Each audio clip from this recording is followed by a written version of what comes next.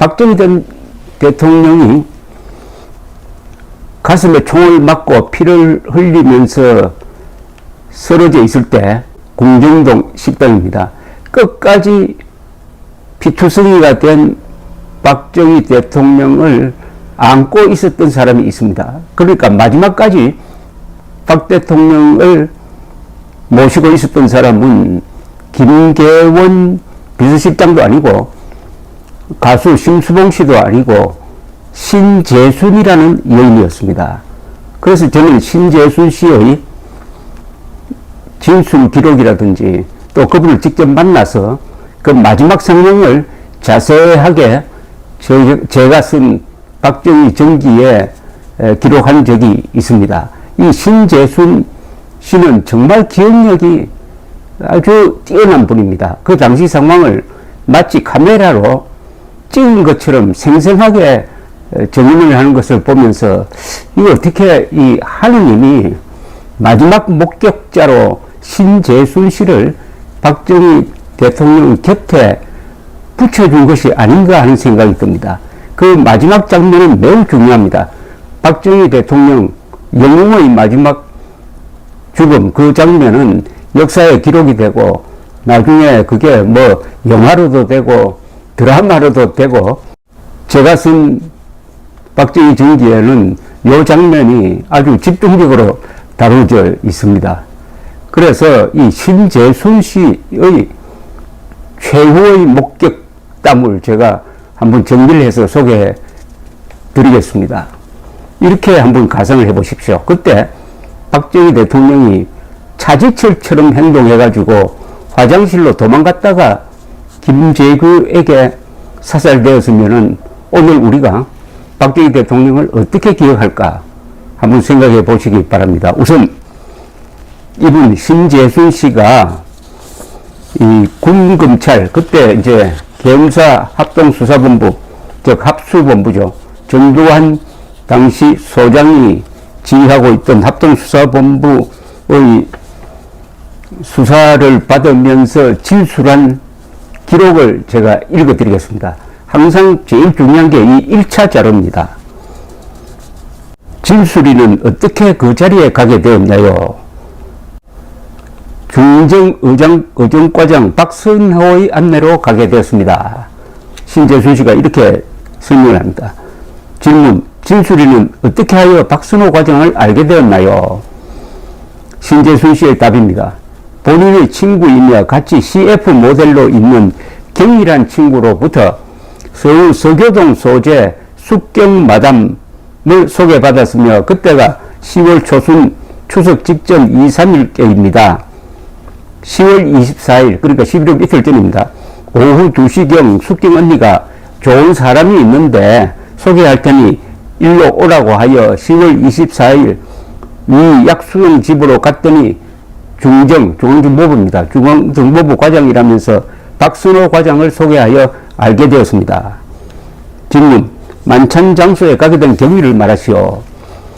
10월 25일 그러니까 11.6 사건 하루 전 저녁 5시경 박선호 과장으로부터 내일 오후 3시 30분에 프라자 호텔 커피숍에서 만나자고 하여 다음날 나갔더니 나오질 않아 그대로 집에 왔는데 다시 오후 4시 40분경 전화가 왔습니다.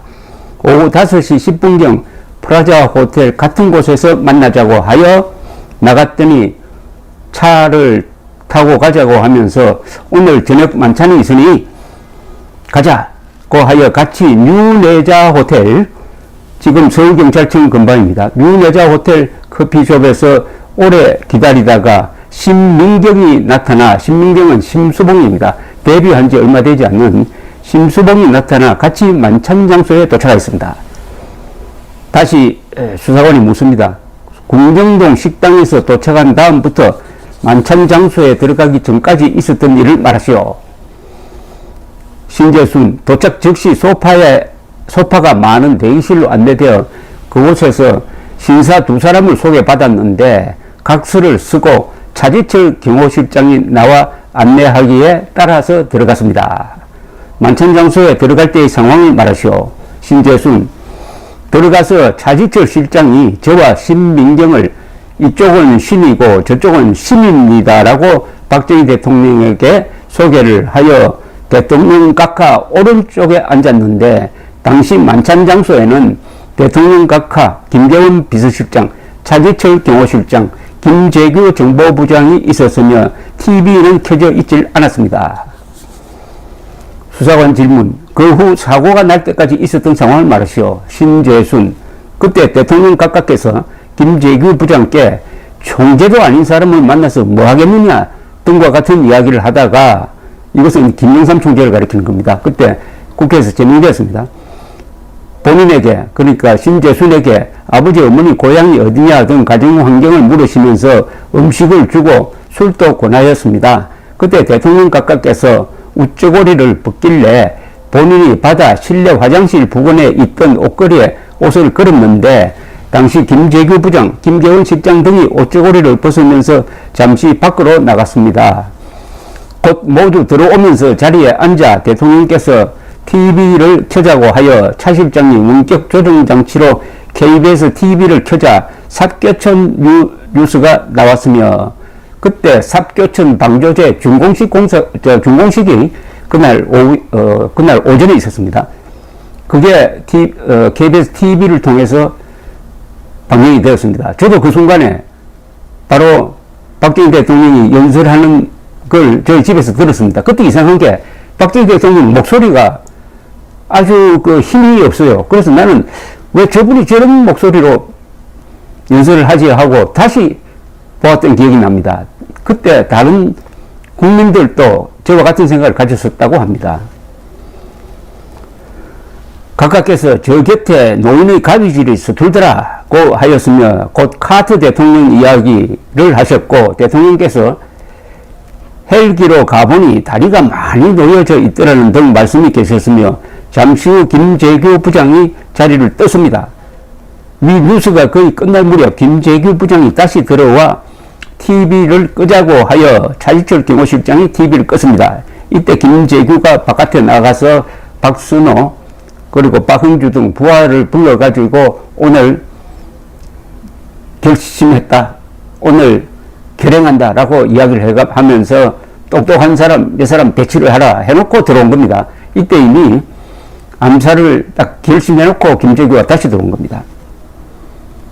뉴스가 거의 끝날 무렵 김재규 부장이 다시 들어와 TV를 끄자고 하여 차지철 경호실장이 TV를 껐습니다.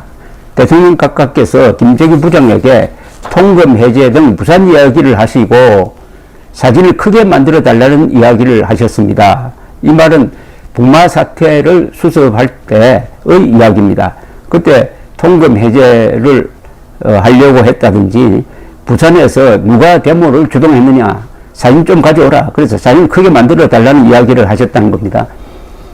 김재규 부장이 술을 잘하니 많이 권하라고 말씀하셨고, 이건 농담으로 한 겁니다. 김재규 부장은 당시에 간이 나빠서 술을 잘 못했고, 그날은 김계원 비서실장 그리고 박정희 대통령 두 분이 술을 많이 했고, 차지철 실장도 술을 잘 들지 못하는 분이었습니다. 김재규 부장이 시계를 자주 보고 있었습니다. 그때 신호를 해주기를 기다리고 있었던 겁니다. 그때 각하께서 노래나 한번 듣자고 하여 심수봉이 대기실에 가서 기타를 가져와 노래를 부른 사람이 다시 다른 사람을 지명하고 그 사람이 노래를 부르기로 하였는데, 심수봉이 그때 그 사람을 부르고, 심수봉의 데뷔곡이죠. 그때 그 사람을 부르고 다시 눈물 젖은 두만강을 부른 후 차지철 실장을 지명하였습니다. 그러자 차지철 실장이 도화지를 부르고 흘러간 노래를 한 곡 불렀는데, 두 번째 노래를 부를 때 남효주가 들어와서 궁정동 안간을 관리하는 사람입니다. 들어와서 김재규의 어깨를 치면서 부장에게 무슨 말을 귓속으로 하자 김재규가 다시 자리를 떴습니다. 이제 본격적으로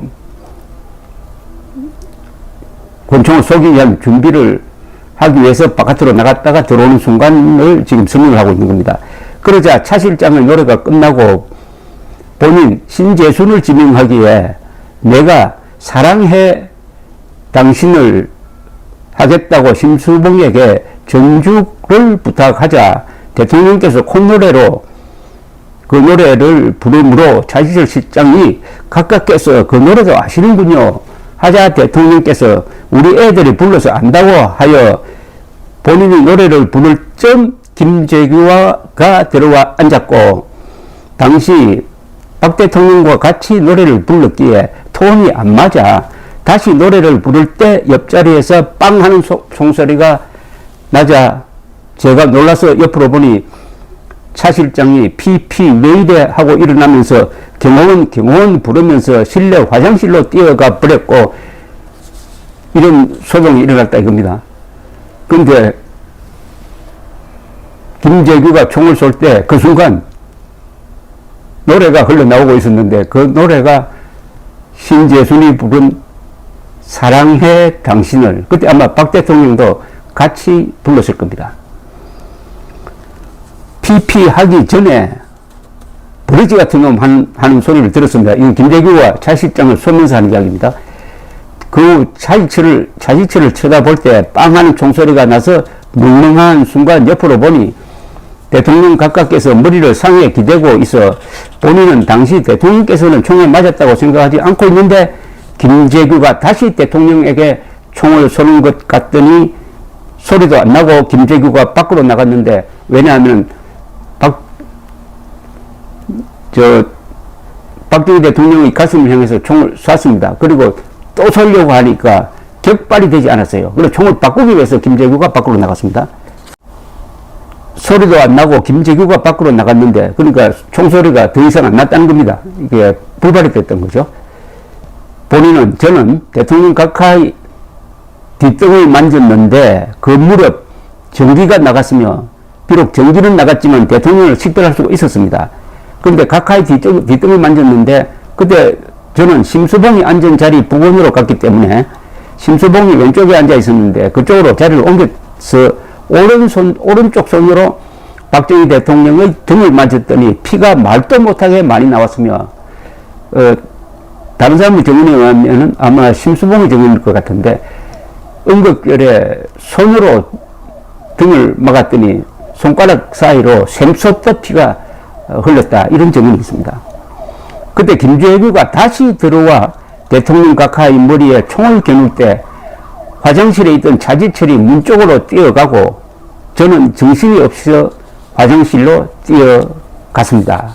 화장실에 가서 도망가려고 창문을 열어보니 문이 여러 겹이라 어쩌지도 못하고 있는데 총소리가 꽝 하고 몇 발, 네 발 정도가 나서 안절부절 하다 보니 조용해져서 화장실 문을 열어보니 검은 옷을 입은 사람들이 각하를 업고 빨리 병원으로 가야지 하면서 업고 나가는 것을 화장실에서 보고서 방으로 나오니 차지철 실장이 누워있는데, 차지철 실장이 도망가다가 김재규를 만나서 총을 맞았습니다. 그래서 누워있었습니다. 누워있는데 본인과 누군지는 모르지만 남효주인지 아닌지 확실히는 모르지만 남효주 같은 사람과 둘이서 일으켜 세우려고 하였는데 차 실장이 나는 못 일어날 것 같다고 하여 멍하니 서 있는데 남효주가 본인을 대기실 방으로 안내를 하여 가보니 심수봉이 그곳에 먼저 와 있었고 전화가 2대 있는 것으로 기억됩니다.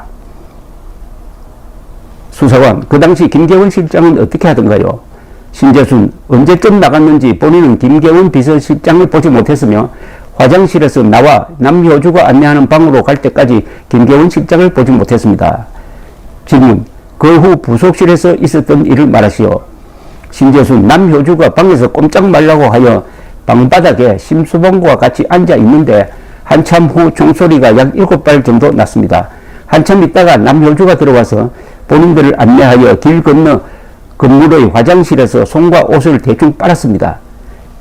수사관, 그곳에서 있었던 일은 무엇입니까? 신재순, 박순호 과장이 나와 경비실 대기실에 가서 담배와 커피, 주스를 주면서 나가지 말고 화장실 갈 때도 똑똑 두드려 사람이 오면 같이 화장실로 가라고 하면서 못 가게 하였고, 한참 후 돈 20만 원씩을 주면서 오늘 저녁에 있었던 일은 밖에 나가서 말하지 말라고 하였고, 남효주가 차를 태워 뉴내자 호텔까지 갔는데 차에서 내릴 때 남효주가 앞으로 만날 일도 없겠지만 모르는 걸로 하자고 하였습니다.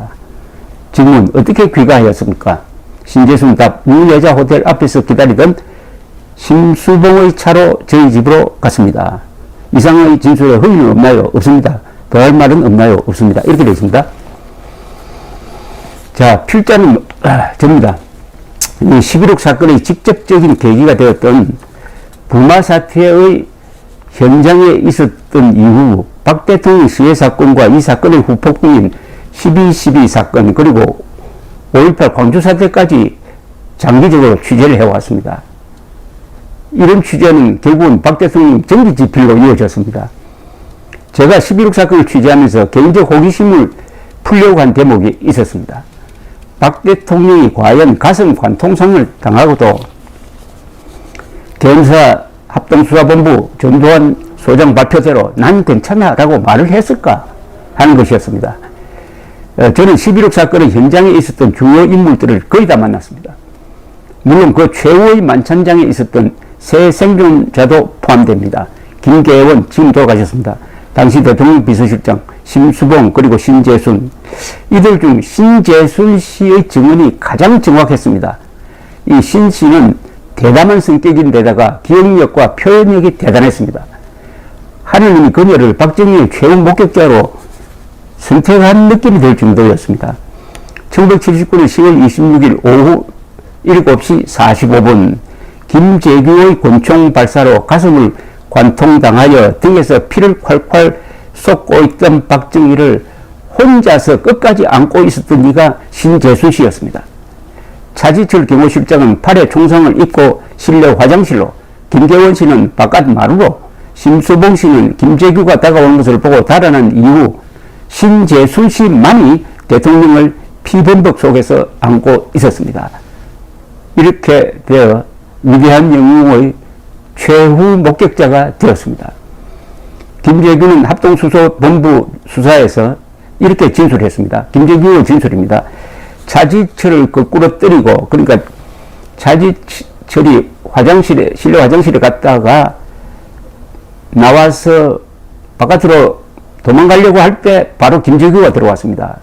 거기서 김재규가 차지철을 쏘았습니다. 그래서 차지철을 거꾸로 때리고 앞을 보니 대통령은 여자의 무릎에 머리를 대고 있어 식탁을 왼쪽으로 돌아 대통령에게 다가가자 여자가 공포에 떨고 있었습니다. 이 여자가 바로 신재순입니다. 권총을 각하의 머리에서 50cm 거리에 대고 쏘았습니다. 이 순간을 1997년에 제가 만난, 그때는 40대 중년 여성이 되어 있었습니다. 신재순 씨는 이렇게 기억하고 있었습니다. 이건 저한테 한 이야기입니다. 그 사람 김재규의 눈과 마주쳤을 때를 영원히 잊지 못할 것입니다. 인간의 눈이 아니라 미친 짐승의 눈이었어요. 그가 대통령의 머리에 총을 갖다 대었을 때는 다음에는 나를 쏘겠구나 생각하고 후다닥 일어나 실내 화장실로 뛰었습니다. 저의 등 뒤로 총성이 들렸습니다. 이게 바로 박정희의 머리에 총을 쏜 소리죠. 화장실에 들어가서 문을 잠그고도 문 손잡이를 꼭 쥐고 있었습니다. 바깥이 좀 조용해지자 신재순 씨는 화장실 문을 열고 나왔습니다. 대통령은 실려 나갔고 문 앞에 차 실장이 하늘을 보고 쓰러져 실망하고 있었습니다. 신재순 씨가 일으키려고 손을 당겼습니다. 차 실장은 몇 분 힘을 써보다가 포기하는 눈빛을 하고 말했습니다. 난 못 일어날 것 같아. 그러고는 다시 쓰러져 신음하는데 그 눈빛을 잊을 수가 없습니다. 그날 밤 차 실장은 김 부장을 자극하고 약을 올리듯 막말을 했습니다. 이게 이 사건 11.6 사건의 직접 도화선입니다. 그때 박정희 대통령이 김재규를 몰아세우는데 옆에 있던 차지철이가 가담을 해가지고 김재규를 아주 면박을 주었습니다. 그 상황을 이야기하고 있습니다. 약을 올리듯 막말을 했답니다. 그래도 차 실장이 고마운 것은 그날 제가 대기실에서 면접을 볼 때 술을 못 마신다고 했더니 그분은 옆에 깡통을 갖다 놓을 테니 거기에 부어버리라고 말하더군요. 저는 박정희의 마지막 모습에 대해서 신재순 씨에게 여러모로 물어보았습니다. 신재순 씨의 설명은 일관성이 있었습니다. 그날 밤 대통령께서는 좀 취하셨던 것 같아요. 하지만 몸을 가누지 못하거나 말이 헛나올 정도는 아니었습니다. 인자한 아버지 같았어요. 피를 쏟으면서도 난 괜찮아 라는 말을 또박또박 했으니까요. 그 말은 난 괜찮으니 자네들은 어서 피하게라는 뜻이었습니다. 저는 이게 참 중요하다고 생각합니다. 난 괜찮으니 너희들은 피하게. 일부의 대통령이시니까 역시 절박한 순간에도 우리를 더 생각해 주시는구나라고 생각했었죠. 그분의 마지막은 체념한 모습이었는데 허무적이라기보다는 해탈한 모습 같았다고 할까요? 총을 맞기 전에는 뭐들 하는 거야 하고 화를 내셨지만 총을 맞고서는 그 현실을 받아들이겠다는 자세였어요. 어차피 일은 벌어졌으니까요. 이 마지막 목격담은 얼마나 감동적이고 소설적이고 문학적입니까? 한 번 더 읽어드리겠습니다. 그분의 마지막은 체념한 모습이었는데 허무적이라기보다는 해탈한 모습 같았다고 할까요? 총을 맞기 전에는 뭐들 하는 거야 하고 화를 내셨지만 총을 맞고서는 그 현실을 받아들이겠다는 자세였어요. 어차피 일은 벌어졌으니까요. 해탈한 모습으로 운명을 받아들인 박정희. 총성과 고함과 비명이 오고 가는 악수라장 속에서 피하지도 머리를 숙이지도 애원하지도 않고 담담하게 난 괜찮아란 말을 남기고 떠난 사람. 그래서 저는 박정희가 참으로 잘 죽은 사람이라는 생각을 하곤 합니다. 그가 보통 사람처럼 행동했더라면 어떻게 됐을까요? 차지철 실장처럼 실내 화장실로 달아나 숨어 있는 것을 김재규가 문을 차고 들어가 박정희를 사살하는 모습이었다면 우리는 지금 박정희를 어떻게 기억해야 될 것입니까?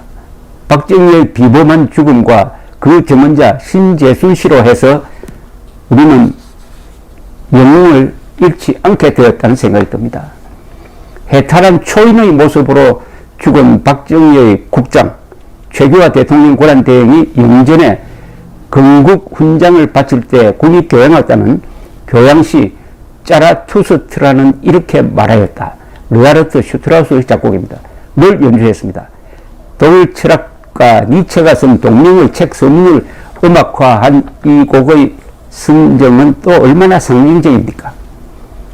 니체는 이 서문에서 인간은 실로 더러운 강물일 뿐이다 라고 썼습니다. 그럼 그러한 인간이 스스로를 더럽히지 않고 이 강물을 삼켜버리려면 모름지기 바다가 되지 않으면 안 된다고 덧붙였습니다. 한 시대의 청탁을 다 들여 마시고도 끝까지 자신의 혼을 더럽히지 않고 죽어간 박정희를 저는 서슴지 않고 초인이라고 부릅니다.